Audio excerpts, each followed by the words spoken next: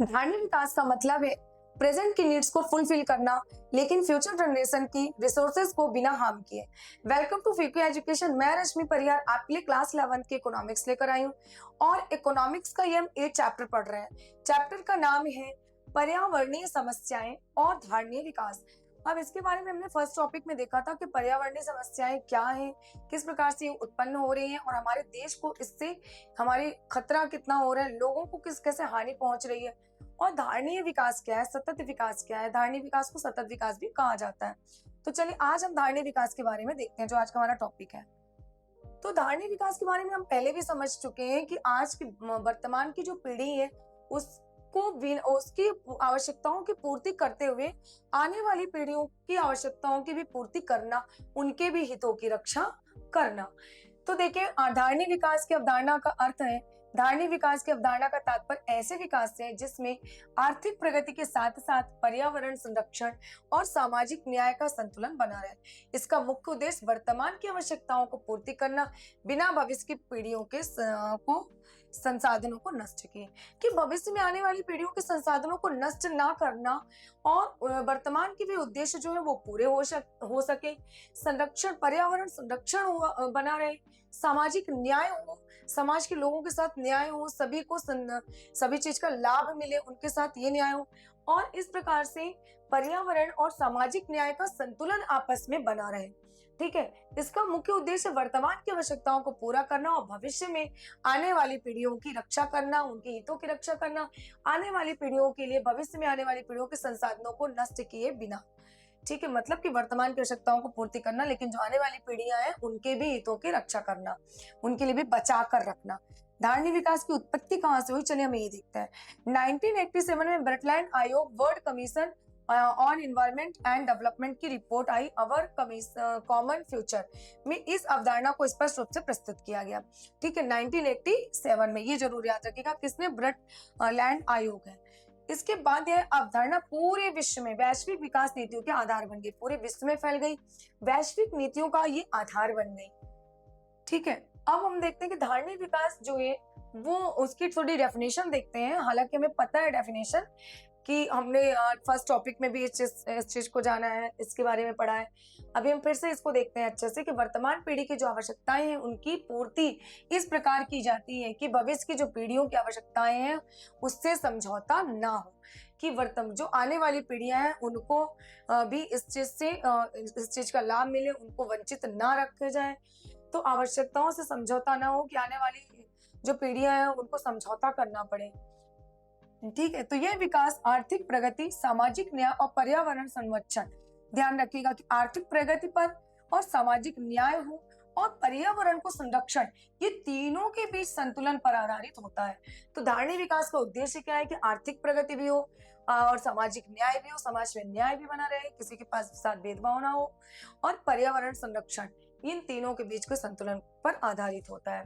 ठीक है, अब देखिए तो जरा ये एक लाइन में जो है बहुत इंपॉर्टेंट है कि विकास जो वर्तमान की जरूरतें पूरा करे, ऐसा विकास जो वर्तमान की जरूरतों को तो पूरा करे लेकिन भविष्य की जरूरतों को बिना नुकसान पहुंचाए, बिना भविष्य की जरूरतों को नुकसान पहुंचाए, यही कहलाता है आपका धारणीय विकास। तो बहुत इंपॉर्टेंट है कि विकास जो वर्तमान की जरूरतों को तो पूरा करे लेकिन भविष्य की जरूरतों को बिना नुकसान पहुंचाए, यही है एक लाइन में धारणीय विकास की परिभाषा।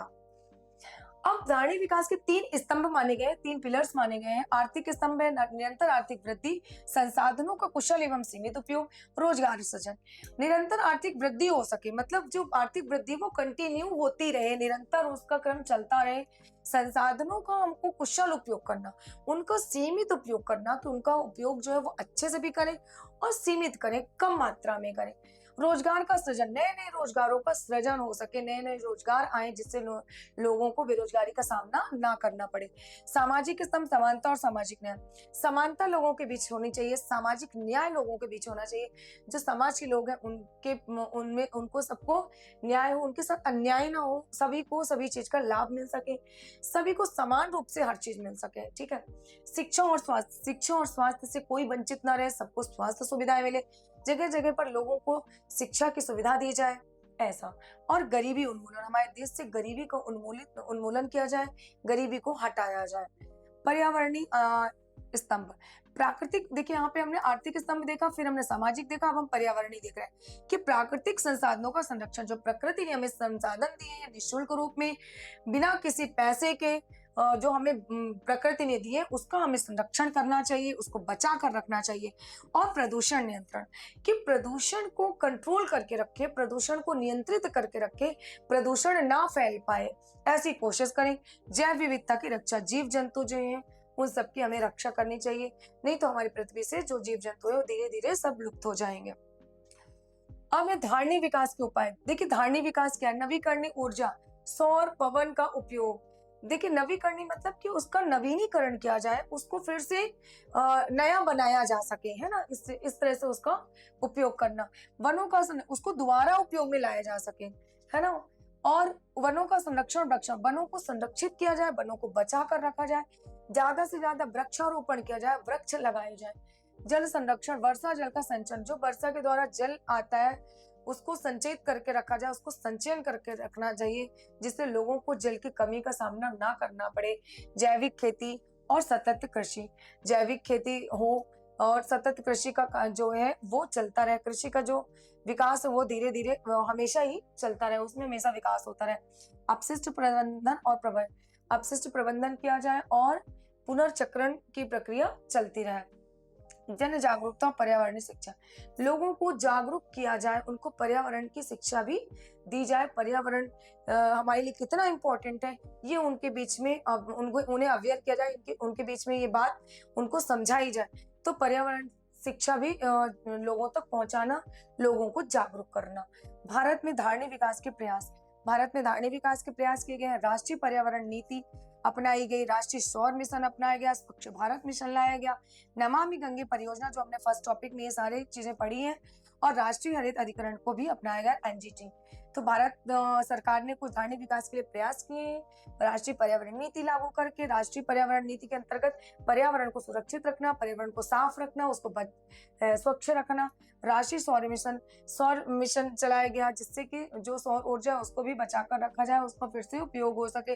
स्वच्छ भारत मिशन, भारत को हमें स्वच्छ रखना, साफ रखना, स्वच्छ रहेगा तो हम स्वस्थ रहेंगे।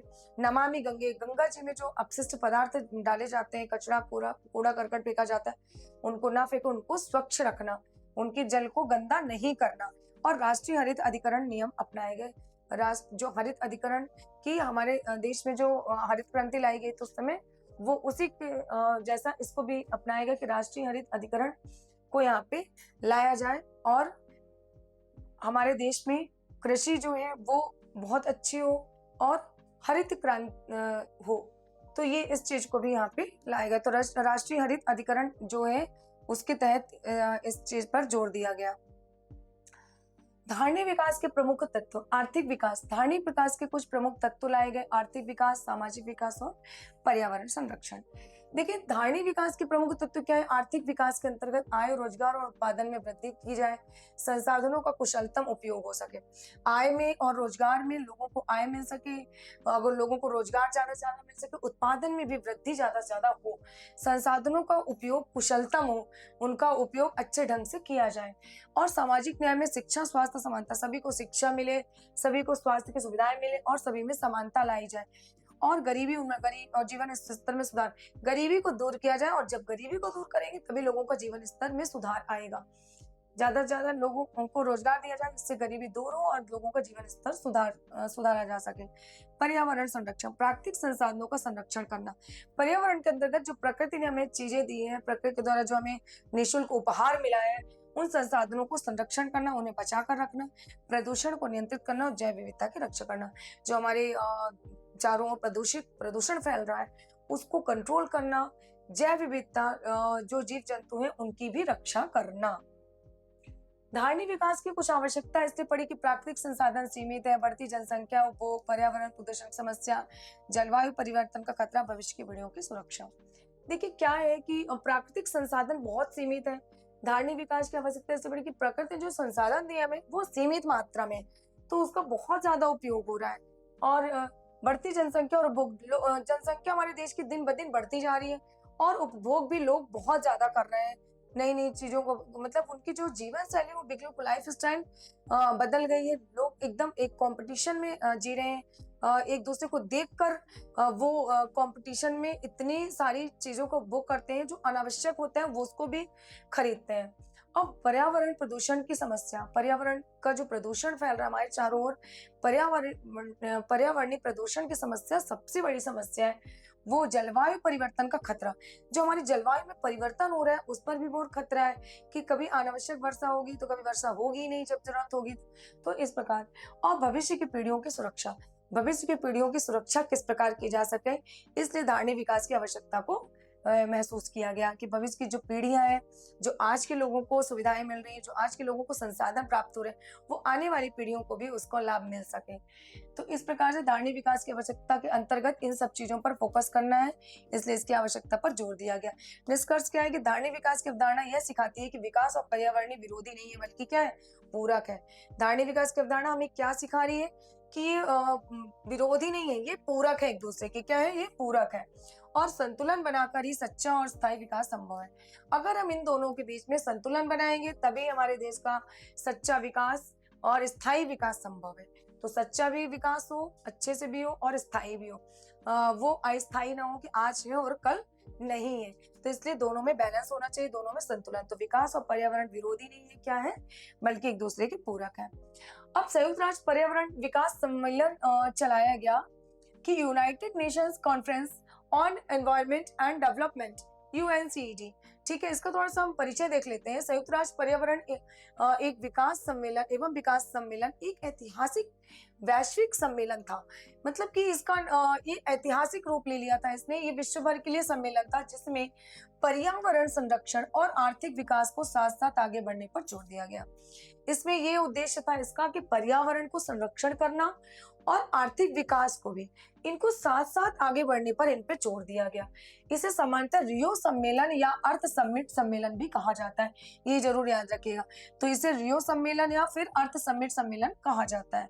सम्मेलन का आयोजन कहाँ किया गया, देखिए वर्ष 1992 में स्थान रियो डी जेनेरो, ब्राजील में एक जगह है रियो डी जेनेरो, जो तो जेनेरो में ये आयोजित किया गया स्थान है। आयोजक कौन थे, संयुक्त राष्ट्र संघ, यूएनओ, संयुक्त राष्ट्र संघ ने मिलकर इसका आयोजन किया और 1992 में। ठीक है, अब सम्मेलन का मुख्य उद्देश्य क्या था, पर्यावरण संरक्षण, पर्यावरण संरक्षण और विकास के बीच संतुलन स्थापित करना। सम्मेलन का मुख्य उद्देश्य ये था कि पर्यावरण को संरक्षित करना और विकास करना, विकास, इन दोनों के बीच संतुलन बनाना, ये इसका उद्देश्य था। धारणीय विकास को विश्व भर में नीति के रूप में अपनाया गया। धारणीय विकास जो लाया गया उसको विश्व भर में वैश्विक रूप से वैश्विक नीति के रूप में इसको अपनाना। प्राकृतिक संसाधनों का विवेकपूर्ण, जो प्रकृति ने संसाधन दिए उनका विवेकपूर्ण रूप से उनका उपयोग करना, उसको सही ढंग से उपयोग करना, जहाँ पे उसका उपयोग हो वही करना, उचित हो जहाँ पे वही करना, अनावश्यक रूप से उसका उपयोग नहीं करना। विकसित और विकासशील देशों के बीच सहयोग बढ़ा, जो विकसित देश है और जो विकासशील देश है दोनों के बीच जो सहयोग को बढ़ाना। सम्मेलन की प्रमुख कुछ उपलब्धियां थी कि रियो घोषणा, रियो डिक्लेरेशन, इसमें 27 सिद्धांत शामिल है। कितने सिद्धांत शामिल है रियो घोषणा में, 27। पर्यावरण संरक्षण को पर्यावरण संरक्षण के विकास का अभिन्न अंग माना गया है। जो पर्यावरण संरक्षण है वो विकास का अभिन्न अंग माना गया है कि अगर हमारा पर्यावरण सुरक्षित रहेगा, पर्यावरण का तो ही हमारे देश का विकास हो सकता है। तो इसलिए इसको अभिन्न अंग माना गया है। एजेंडा 21 के अंतर्गत 21वीं सदी के लिए धारणीय विकास की कार्य योजना लाई गई कि 21वीं सदी के लिए धारणीय विकास की कार्य योजना क्या होगी। गरीबी, जल, वन, ऊर्जा, शिक्षा आदि पर बल देना, कि गरीबी को हटाना, जल अच्छा मिल सके, वन को बचाना, ऊर्जा बचाना, शिक्षा पर बल देना आदि पर बल दिया गया। इसका 21वीं सदी में इसका उद्देश्य ये था धारणीय विकास की कार्य योजना का। जैव विविधता संधि, ठीक है, जैव विविधता का संरक्षण और सतत उपयोग, कि जैव विविधता जो है उसका संरक्षण भी किया जाए और उसका सतत उपयोग भी किया जाए। जलवायु परिवर्तन रूपरेखा संधि ये आ गई। अब देखिए ये संधियां हम पढ़ रहे हैं, जैव विविधता संधि पढ़ी एजेंडा 21 के अंतर्गत, ठीक है, 21वीं सदी के लिए बात हो रही है यहाँ पे, है ना, इसलिए इसका नाम एजेंडा 21 दिया गया।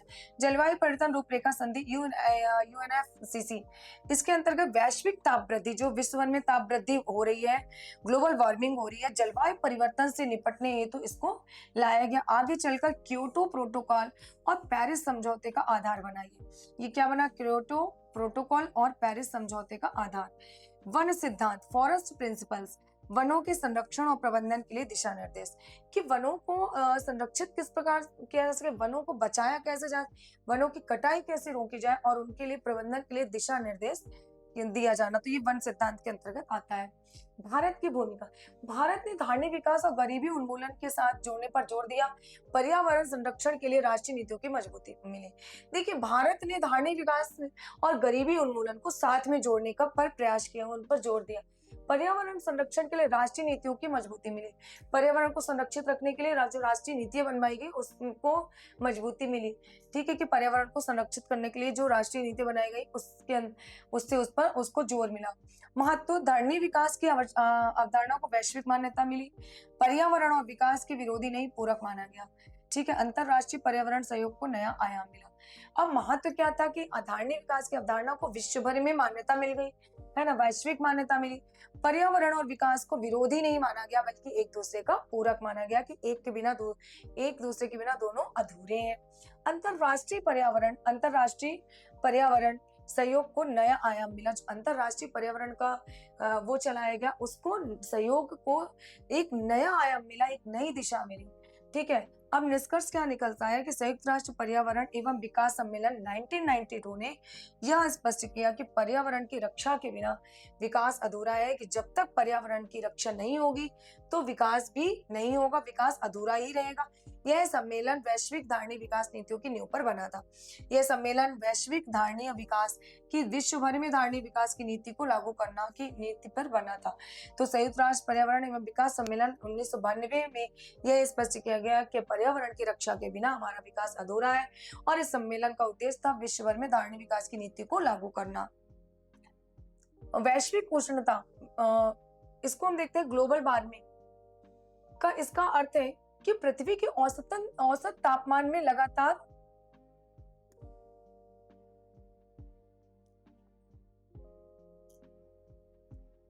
पृथ्वी के औसत के तापमान में लगातार वृद्धि को वैश्विक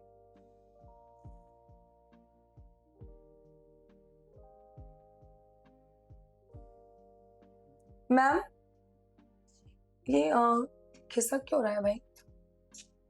मैंने तो कुछ टच भी नहीं किया, उससे हो रहा है क्या?